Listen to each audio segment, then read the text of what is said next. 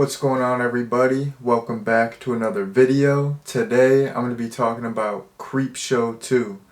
So, out of the entire Creepshow franchise, this is the only Creepshow movie that I've seen before, and the last time I watched it, I really enjoyed it. Upon rewatch, I really enjoyed it as well. I still think this movie is absolutely awesome, and some people might hate me for this, but I'm just gonna be 100% honest here.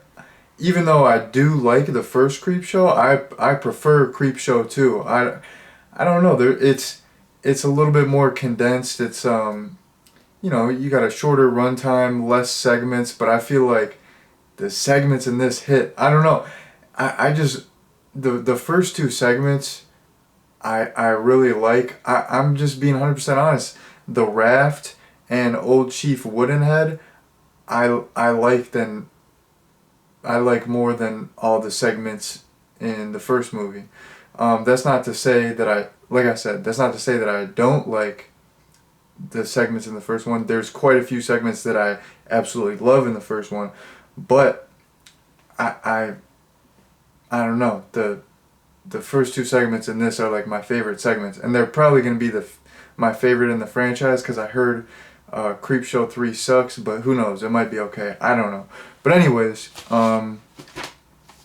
you have some familiar faces, but they're in different roles, and I mean mainly familiar faces behind the camera. So this movie has a different director. Actually, the director of this movie was the cinematographer for the first movie. George Romero returns, but he doesn't direct. He actually wrote the screenplay for this. And Stephen King returns. He didn't do the script, but the script was based off his short stories, and he makes a little cameo, which was fun. And Tom Savini returns. He actually plays the creep. And in addition to that, I was like watching the credits for a sec, which I usually don't do. I don't know. I was just like sitting there, and I was just like, I don't know. I'll just watch the credits. I don't know why. But anyways, he was like a makeup coordinator as well. Like, he didn't really do the makeup. Well, maybe he did do the makeup if he was the makeup coordinator, but he wasn't cited as like the actual special effects person. There was two people that were cited. He was cited as the coordinator, so he probably oversaw everything, and he probably kind of ran the show, but more of like a supervisory type role. But the makeup was actually done by Ed French, who I know as the guy who did the makeup in Sleepaway Camp, which is one of my all-time favorite horror movies. So yeah, in the opening credits, I saw his name pop up, and I just like, I guess I never saw it before this watch, and I was like, Ed French did the makeup. That's the fool who did the Sleepaway Camp makeup. Because I used to watch all the Sleepaway Camp behind the scenes videos. I mean, I'll still watch them, but I don't know. It's not the summertime right now, and I don't know. I don't like rewatching the same videos over and over and over again. Sometimes I got to take a break, but he would always pop up in all those, behind the scenes or making of videos, and it was cool to see his name. He's the man. And then I was just looking him up for a quick second before doing this video.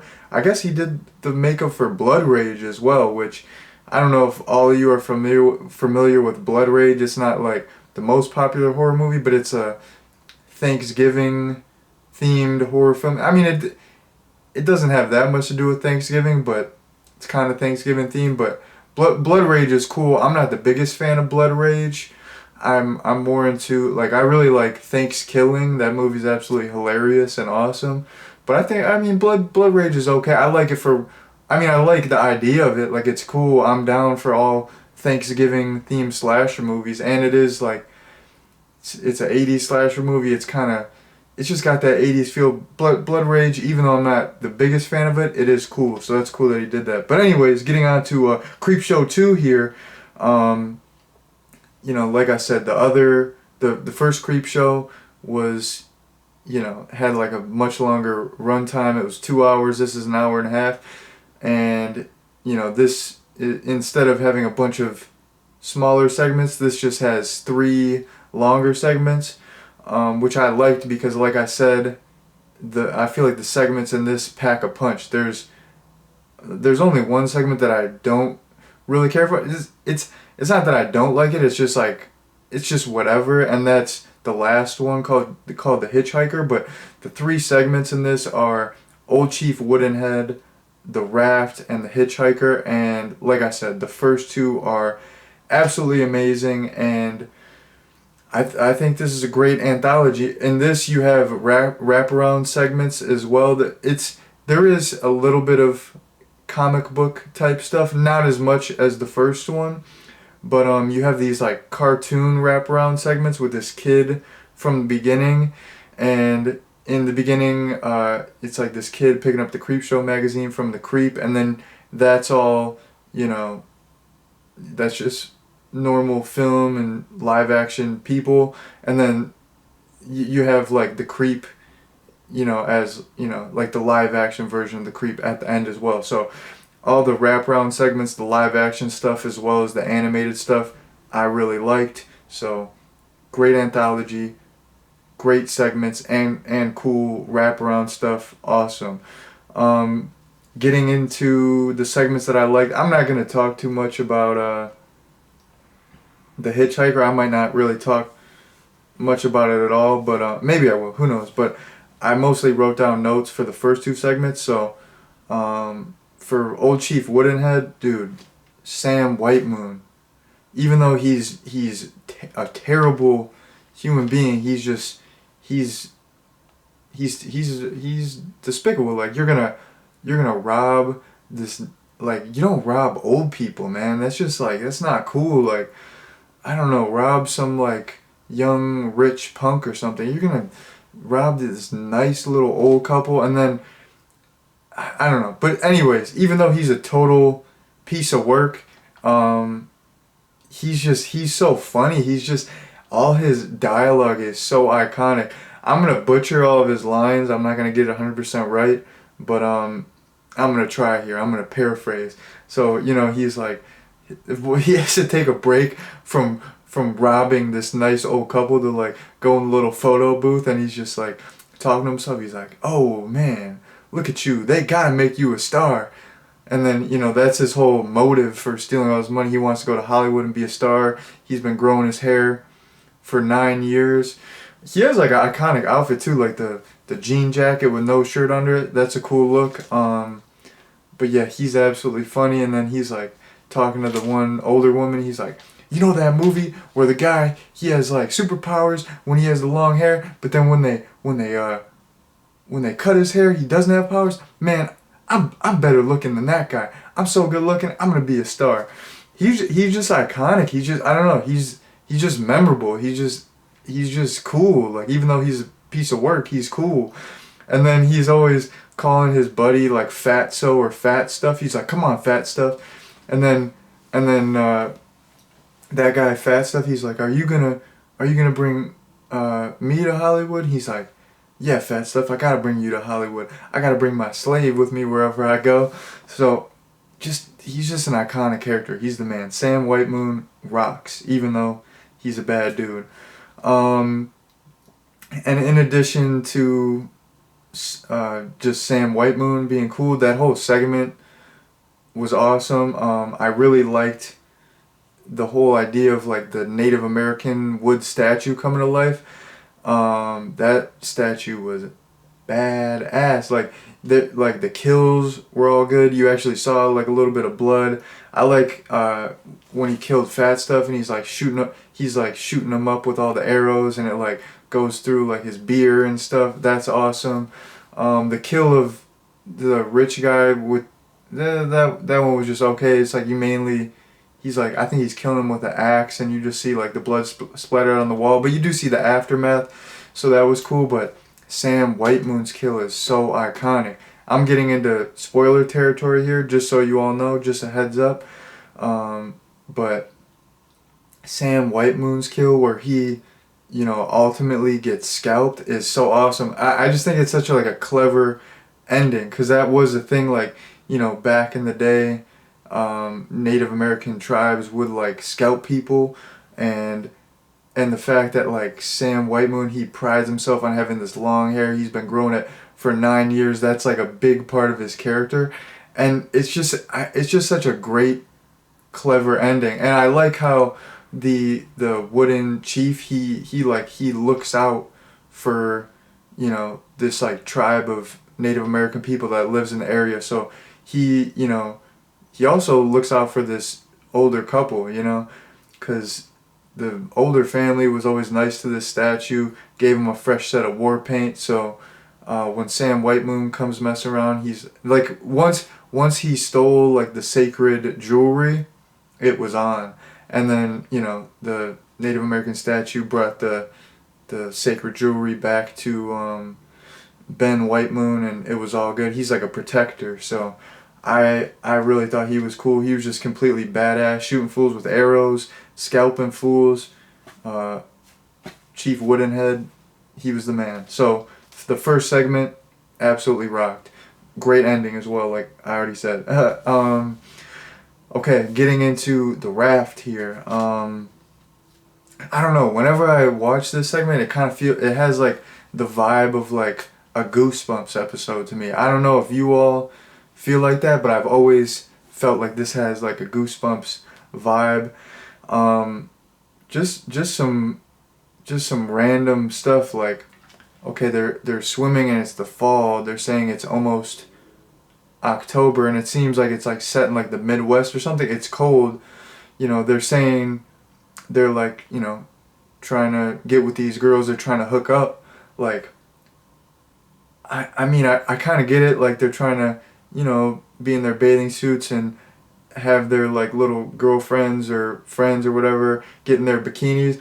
I get it, but it's like, is it really worth it? Like, if you really want to hook up with these chicks, you could like go to a hot tub, go get a effing room. Like, I mean, going swimming in 45-degree weather, I don't know. Like, even though like it would be cool to those were beautiful ladies, even though it would be cool to hook up with them, like, you best believe like I'm not gonna jump in some 45-degree weather. Like, even though I don't even get any like that, that's not even worth it, man. Like, even me, man, I'm like mad desperate. I'm just joking, but like, even me, I'm not gonna do some crazy stuff like that. And then something else that was just weird to me watching it this time from an analytical lens, like they swim to the raft, and this dude just pulls out two perfectly dry joints,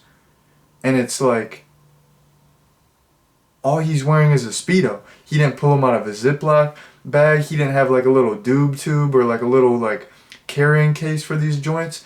Like, you just expect me to believe he just like threw these joints in his Speedo and they're perfectly dry and he's just lighting them? Like, how would his lighter work? I don't see. I mean, this is what happens when you watch movies from a real analytical lens like me. You start nitpicking if joints, like, why are these joints dry?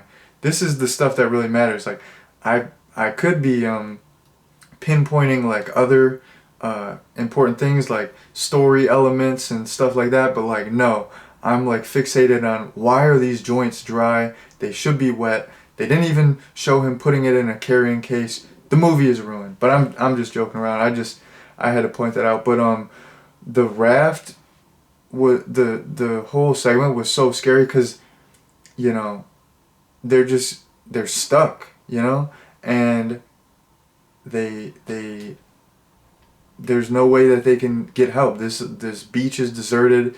They can't, go to shore. They can't drive anywhere. They're just on a raft, so there's no phone. There's just no way for them to get help. And the whatever that creature is moves extremely fast. And then it's extremely scary too, because the creature will like come through the cracks of the raft, so there's like no escape. They're just completely stuck, and like eventually, like they're either gonna starve or like die of like sleep deprivation, or they're gonna get eaten by this monster that is pretty much gonna eat them to the bone. And when people get eaten by the monster, I know I just keep calling it the monster. I don't know what else to call it. The oil slick monster? No, I don't know. I'm just gonna call it the monster. But when people get eaten by this thing, oh my goodness, the makeup looks so good. It almost like instantly dissolves their skin. Like it looks like their skin is just melted. Like this thing is just, it's eating them like acid. It's just like digesting them as it's touching them.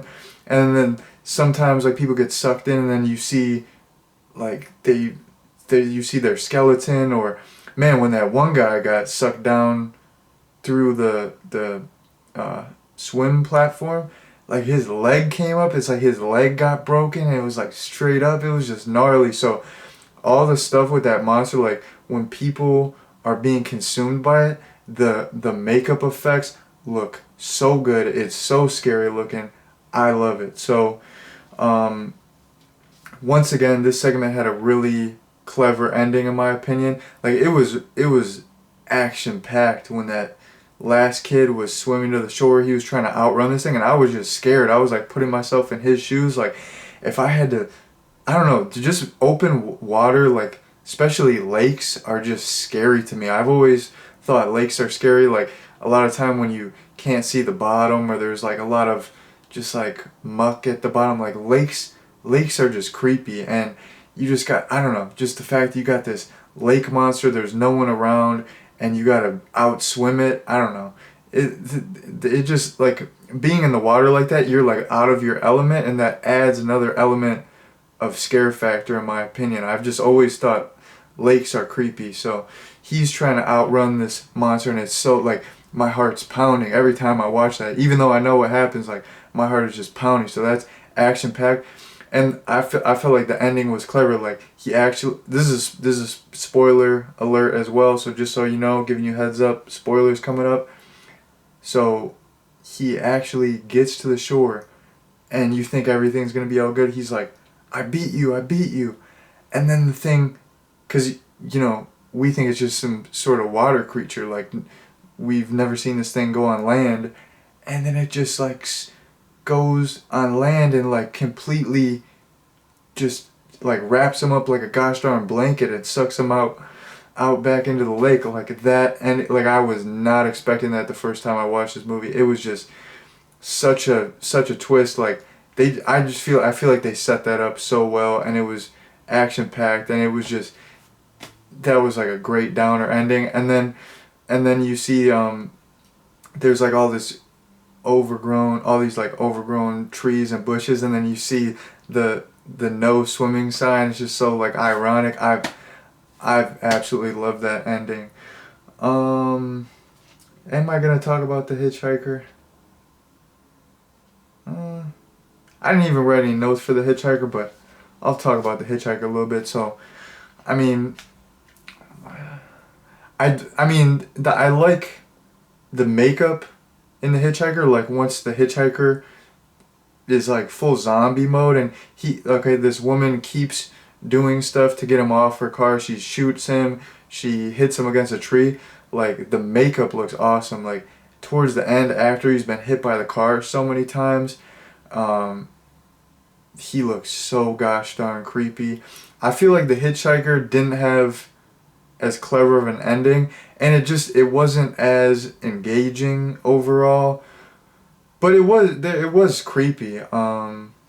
You know, and she's like being stalked by this hitchhiker, and he's like never going away, and she's, you know, racing home, and she like at one point she just thinks it's all a dream, which I mean we all know it's not a dream, but I don't know, the ending wasn't as clever. Like there's some cool elements. It's like I said, the hitchhiker himself is creepy, but I don't know, that segment just drags on for me, and I'm like I said, there's some cool things. It is creepy, it is suspenseful for the most part, but I don't know, I've never really liked that segment. It's just okay, like I said. So there you go. I talked about it for a sec, but the first two segments are awesome, like I've said 50 times in this review. But anyways, moving on. Yeah, just overall, I think except for the last segment, the first two segments have super clever endings, which I really like. I like in a horror anthology for like I like it when they have like a downer ending, but also it's kind of a, you know, it's kind of clever. I kind of like that. You know, it's like kind of like I said, like ironic. You know, just I don't know. It it just it hits the spot for me. I'm a big fan of those type of endings. Um, I liked all the wraparound segments with the creep. I like the animated stuff, and it was cool because in, you know, all the animated wraparound segments, you did have some comic book elements. And this kid, he's like, there's these seeds for like a, what is it, a Venus flytrap, and he's like, it eats meat. And then, spoiler alert, just so you know, all know, spoilers coming up, the Venus flytrap comes in handy later, and eats up all these bullies. And I like how he hits him with that line again. He's like, it's the Venus flytrap, it eats meat. I thought that was super fun. That was a great line. um, and I don't, like I said, I don't, like, it's a Venus flytrap, it eats meat. I might have got that line wrong. I'm just paraphrasing, so I'm sorry if I did get that wrong. But I liked all the animated segments, and I liked the climax where the kids get eaten by this Venus flytrap, and the main kid hits him with that pretty good line. But one thing I had to mention with one of the bullies, like when the kid is running away or biking away or whatever, after he kicks the one guy in the nuts, the kid either says I want your ass, or your ass is mine. And it's like whoa, pause, my dude. Like, I want your ass is mine. Like why not say something, like why not just say like I'm gonna beat your ass next time I see you. Specify your ass is mine. I mean, out of context, that could, I don't know, that could mean a whole lot of different things. I mean, if he's into that, that's totally cool. That's all good in the hood. But I don't know. If he's a heterosexual gentleman, then I don't know. You know, I don't know if that's the best choice of words. But I don't know. I just thought that was kind of a funny little line. I thought I would bring that up. But anyways, I'm just talking about random stuff. I pretty much talked about like the meat of everything that I wanted to talk about. In terms of just a summary of everything I talked about, I think this movie's absolutely awesome. Even though I like the first one, I like this one better. I think it's such a great movie. Like I said, the first two segments are absolutely fantastic. Sam Whitemoon, he's an iconic horror character. You got some great people behind the camera for this movie as well. So you can't go wrong with Creepshow 2. Creepshow 2 rocks. So in terms of a recommendation, come on, what are you doing? If you haven't seen Creepshow 2, what are you doing with your effing life? Watch it immediately. Probably watch the first one first, because that one also rocks. And that's all I have to say about that. So I'm going to end the video here. Thank you all very much for watching, and peace out.